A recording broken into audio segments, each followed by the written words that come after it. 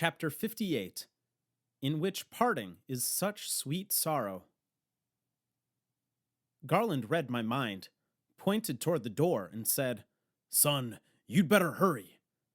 I burst into the hallway just as Parker was stepping on the elevator, and I shouted, "Wait!" She stepped back into the hallway and smiled. "Edwin Green, I've got to go.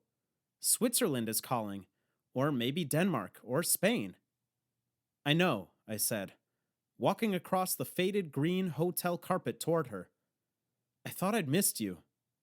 Parker pointed at the phone in my hand and said, "So you finally got your call from Sadie Evans."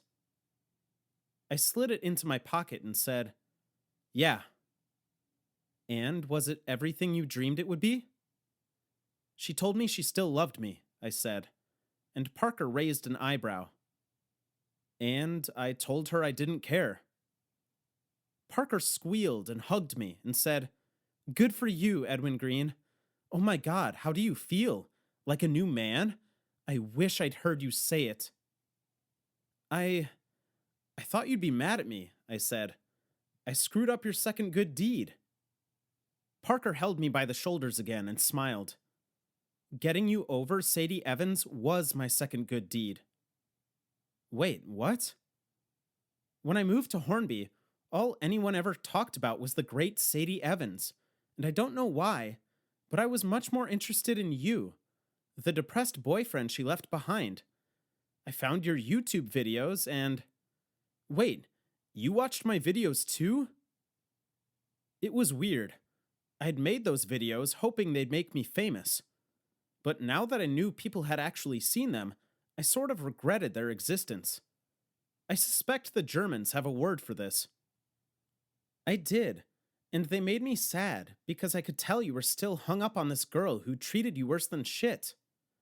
And even though there are only like 7 people in history worse than Sadie, and they were all dictators with weird little mustaches, no one in Hornby ever bothered to tell you you're better off without her, because they're all morons who'd line up and pay good money just to have Sadie Evans treat them like shit too.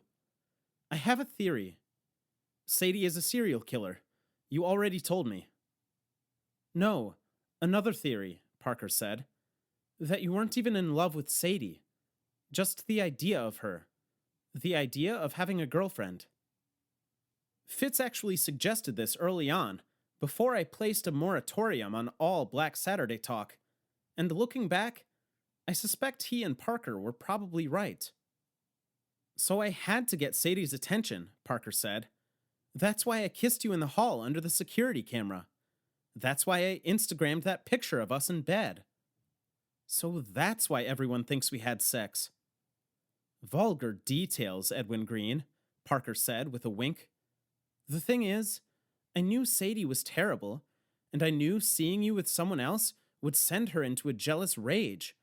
I just hoped when she finally called, you'd realize how awful she is too." This was a lot to process in the 20 seconds I had to process it, and while I tried, I stood there in slack-jawed disbelief. "I thought you liked me," I finally said. "I do like you, Edwin Green. I wouldn't go through this much trouble for someone I didn't like. But look, I've got to go." "Don't!" I blurted out. "Well, I'm not staying and turning myself in." "No. I think we can still find Madeleine. We just need to get out of St. Lo, keep quiet for a few weeks, then come back. We're not going to find... And after we find her, I could come with you. I'd get a job or something. You wouldn't have to support me. We could drift around Europe and... I don't know, it would be..." Parker closed her eyes and sighed. "Edwin Green," she said, and shook her head and smiled. "You don't want to do that." "But I do. I can't stop thinking about you. You..." Parker touched my cheek and said, "I'm just the first girl you happened to notice after you finally stopped obsessing over Sadie Evans. I promise. Whatever feelings you think you have for me will be gone by the time your plane lands in Atlanta." She pulled her hand back and said with a wink, "Besides, I refuse to be your rebound girl." Since that day, I've replayed this moment a few thousand times in my head, and I like to think, if given the chance to do it over again, I would have found a way to eloquently express my feelings to Parker. But instead, I said something like, "No, you're not. I think It's just that you." And there, my brain and mouth stopped cooperating, and a sad smile crossed Parker's face. "Oh, Edwin Green," she said, "I've already read the last page. We don't end up together."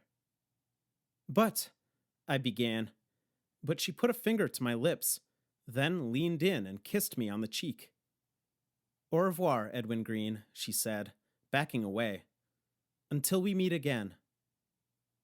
"Au revoir, mademoiselle," I whispered, and she stepped into the elevator as I turned back to the room. I told myself not to look back, to be cool and just walk away. But at the last moment, I spun around to say something stupid about keeping up through email, and I caught a glimpse of Parker in the closing elevator doors. She was crying.